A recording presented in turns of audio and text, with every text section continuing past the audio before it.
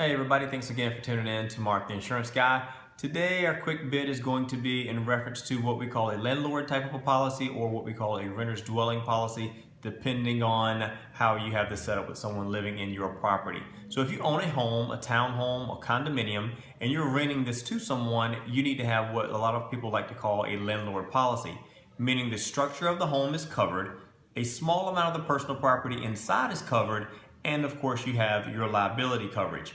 Now the structure coverage is the main dwelling that the folks live in. Secondly is the personal property, meaning what you own inside of this property. This is not what you're looking at for a homeowner's. Oftentimes people will have their rental property covered as a homeowner's. That is an appropriate coverage for you.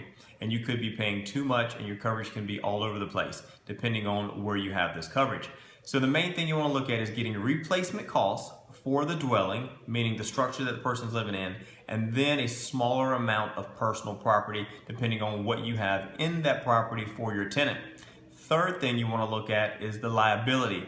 If someone comes up to the property and they grab a handrail and they slip and fall, they could potentially come after you and sue you for whatever happened to them. So the main three things is the dwelling, which is the structure, the main property, and a small amount of personal property, followed by the liability piece. Those are the things that you definitely want to have if you own a property someone is renting.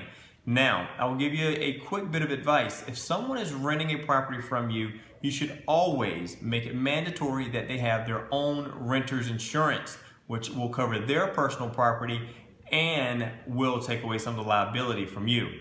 So if you have any questions, please look us up on Mark Ingram Agency on Facebook and also on Instagram at markingram.agency. Thanks and take care.